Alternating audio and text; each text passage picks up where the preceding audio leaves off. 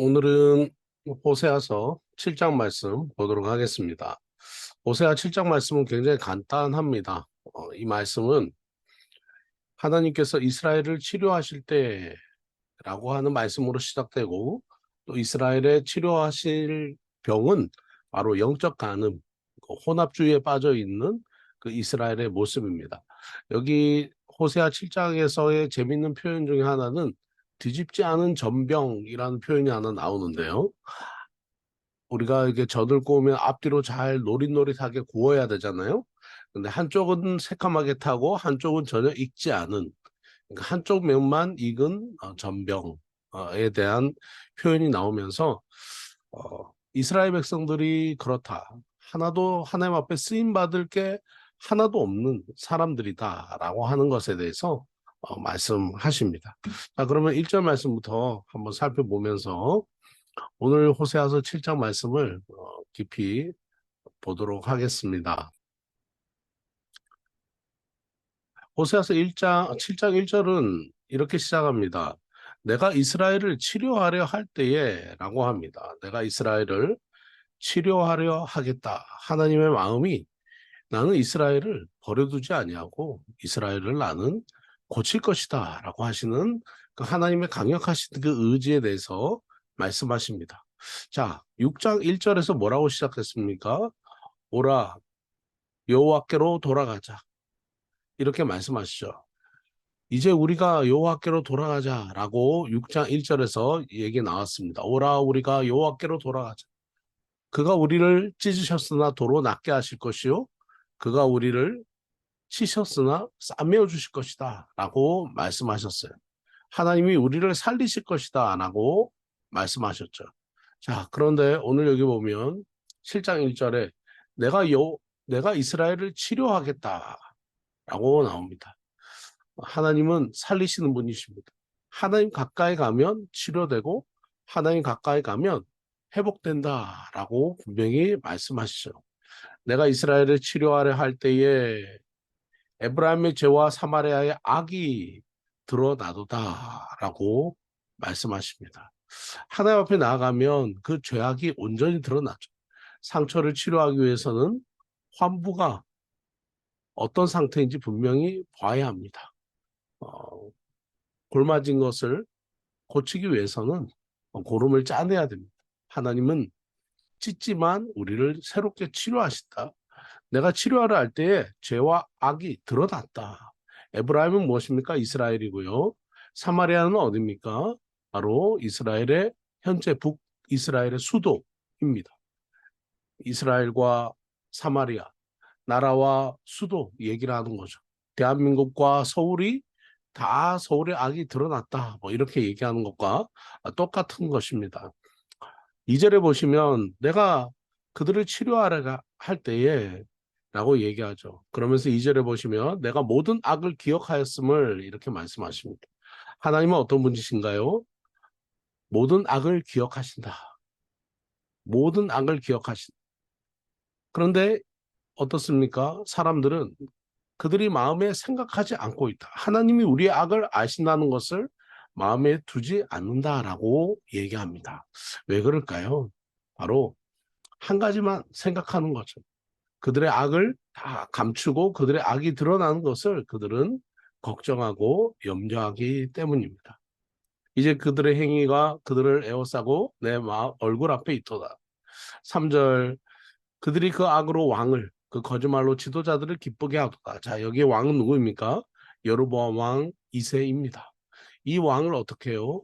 다 기쁘게 했다. 거짓말로 악한 행위로 기쁘게 했다라는 거죠. 악으로 왕을 기쁘게 하고 거짓말로 지도자들을 기쁘게 했다라고 얘기합니다. 그러면서 4절에 보시면 그들은 다 간음하는 자다. 실제적으로 육체적인 그런 간음을 할 수도 있겠지만 여기서 보면 영적인 간음 그리고 실제적으로도 그 왕을 속이는 그런 간음하는 행위를 의미합니다. 악한 일이죠. 그들은 다 간음하는 자라 과자 만드는 자에 의해 달궈진 화덕과 같도다 그렇게 말씀하십니다. 과자를 만드는 자에 의해 달궈진 화덕 같은 사람들. 그들과 반죽을 뭉침으로 발효되기까지만 불 일으키기를 그칠 뿐이다. 이렇게 얘기합니다. 정말 악한 자들이죠. 하나님 앞에 온전히 하나님 앞에 진실되게 왕에게 얘기하는 게 아니라 그들은 그냥 왕에게 아첨합니다. 거짓말합니다. 우리는 다 사람들을 보면 그런 것 같아요. 요즘도 성탄절이 다가왔잖아요. 제 주변에 필리핀 분들, 뭐 목사님들, 성도님들 얼마나 아픈 분들이 많은지 갑자기 연락들이 너무 많이 와요. 아픈 사람들을 정말 도와줘야 되죠. 착한 사람들, 어려운 분들 너무 많죠. 그런데 안타까운 것은 그중에 거짓말로 아프다라고 말하는 분들도 있었어요. 너무 마음이 아팠어요. 재정이 필요한다. 알겠어요. 돈이 필요해서 부탁을 하는구나. 알겠어요. 뭐 부탁하신다고 다 들어줄 수 있는 게 아니죠. 그런데 거짓말하는 사람들이 있다는 거예요. 우리는 우리 입장에서만 생각합니다. 우리 입장에서 생각하면 사람들이 어떻게 거짓말해? 왜냐? 우리는 다 쉽게 믿어주잖아요. 왜죠? 우리는 다 우리 같으니까. 우리 같은 줄 아니까. 근데 사람들 중에서는 거짓말 하시는 분들도 가끔은 있다. 큰 거짓말 아니라도 거짓말로 속이는 사람들이 있다. 그럴 때는 어떻게 될까요? 하나님의 음성, 하나님의 뜻이 무엇인지 우리는 정말 기도해야 됩니다. 그래서 필리핀에 선교하면서도 우리 선교지에서 돕는 것도 구제도 다 하나님의 음성 듣고 해야 돼. 하나님 말씀 듣고 하는 것이다. 오늘 여러분의 삶에 무엇을 하시든지 하나님께 귀 기울이십시오. 하나님의 마음으로 하나님의 뜻을 온전히 드러내시면서 혹시라도 여러분 주변에 오늘도 하나님이 보호해 주셔서 악한 사람이 없기를 주님의 이름으로 간절히 축원합니다.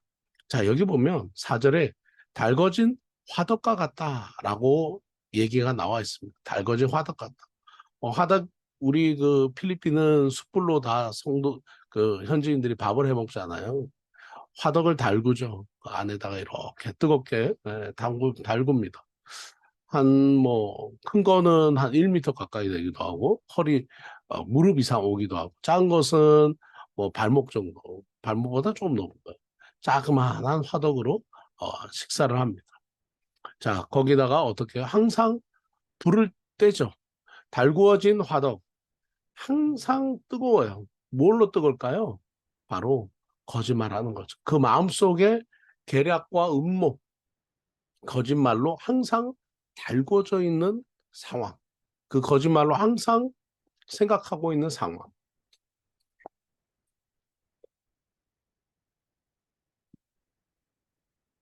그것이 바로 이 악한 자들의 마음이다라고 얘기합니다. 달궈진 화덕과 같은 사람들 항상 속에서 그냥 뜨거워요. 악한 생각으로 가득 차 있습니다. 뜨거운 화덕처럼 가까이 가면 욕심과 악한 생각과 거짓말과 계략과 음모로 가득 차 있습니다. 여러분 어떤 겉으로 보면은 인간적인 모습이지만 그 속에 뭐가 있는지 우리는 알 수가 없어요. 그래서 우리가 해야 될 걸 뭘까요? 하나님의 뜻이 어딘지 물어야 돼요. 우리의 생각으로 우리의 머리로 어떻게 생각하는 것도 중요하지만 하나님의 뜻이 어딘지 묻고 하나님께 기도하며 나아가는 그런 사람들이 되어야 한다. 하나님께 오늘도 주님의 뜻을 물어야 됩니다. 그래서 시편은 이렇게 얘기합니다. 복 있는 사람은 어떤 사람입니까? 죄인의 길에 서지 아니하고 오만한 자의 자리에 앉지 아니하고 악인들의 꾀를 따르지 않는 사람이 복인 사람이라 그래요. 그러니까 한마디로 뭐죠? 악한 사람 가까이 하지 않는 거예요. 거짓말하는 사람 가까이 하지 않는 것. 정말 악인을 가까이 하지 않는 것이 축복받은 사람이에요. 오늘 우리 성도님들 복 받기를 원하십니까? 죄인을 멀리 하십시오. 거짓말하는 사람, 계략하는 사람, 꾸미는 사람 한번 그럴 수 있어. 그건 아닌 것 같아요. 그런 사람 있으면 가급적 멀리 하시고 혹시나 또한 우리의 삶의 행위에서 우리가 죄인과 오만한 자와 또 악한 사람의 행위가 우리의 삶에 있는지 우리도 스스로 돌아보는 은혜가 있기를 주님의 이름으로 축원합니다. 자, 이 7장에서는 호세아 선지자는 이 여로보암 왕 2세 시대에 이 이스라엘의 여러 가지 혼합되어 있는 종교에 대해서 그는 하나님 앞에 하나님의 경고를 전합니다. 8절에 보시면 에브라임이 여러 민족 가운데 혼합되니 그는 곧 뒤집지 않은 전병이로다. 자, 여기 그냥 그대로 말이 나오죠. 혼합됐다. 섞였다. 여러 민족 가운데 섞였다라고 얘기합니다. 여러분, 우리가 그 모세오경을 공부하면서 가장 하나님이 싫어하시는 게 뭐죠? 부정한 겁니다. 부정한 것은 뭡니까? 하나님 앞에 순수하지 못하고 섞인 거예요. 다른 것과 함께 섞인 것을 하나님은 가장 싫어하시더라. 그런데 이 에브라임은 이스라엘을 의미하죠. 이스라엘은 여러 민족 가운데 혼합되었다라고 얘기합니다. 부정해진 것이죠. 섞인 것이죠. 거룩하지 못한 것이죠. 오염된 것입니다. 자, 그는 곧 뒤집지 않은 전병이로다. 그렇게 말합니다. 자, 빵을 굽을 때 화덕에서 빵을 잘 뒤집어야 되죠.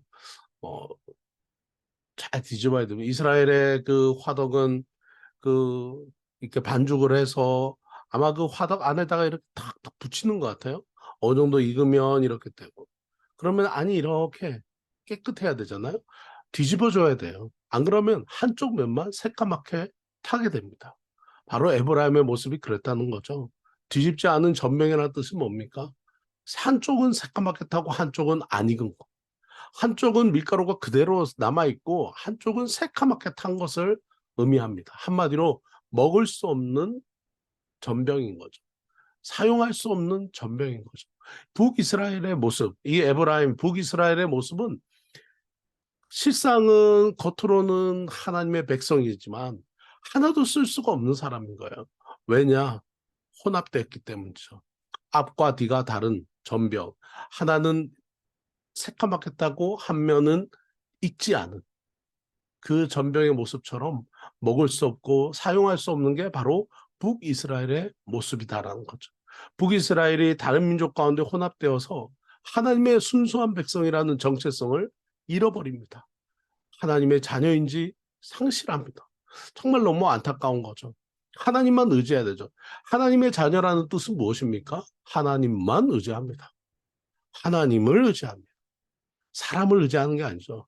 하나님을 의지합니다. 그게 하나님의 사람, 하나님의 백성이라는 증거예요. 여러분, 우리가 이 땅의 선교제에서 살아갈 때 우리가 하나님의 백성이라는 증거가 뭘까요? 이 땅에서 하나님의 뜻, 하나님만 의지하고 하나님만 뜻만 따르는 거죠. 우리의 24시간 세븐데이스가 하나님의 뜻 때문에 이곳에서 살아가는 거죠. 만약에 하나님의 뜻이 아니라면 이 땅에 살아갈 이유가 있을까요? 여러분, 우리는 에브라임의 이 혼합되어 있는 모습에 대해서 뒤집지 않은 전병이라고 책망하시는 이 모습에 대해서 우리 또한 우리의 모습을 다시 한 번 더 살펴봐야 될 것입니다. 이스라엘은 하나님만 섬기지 않았어요. 강대국을 섬겼습니다. 믿었습니다. 의지했습니다. 그들은 다른 나라들을 의지했습니다. 왜죠? 10절에 보면 이스라엘은 교만했기 때문이다.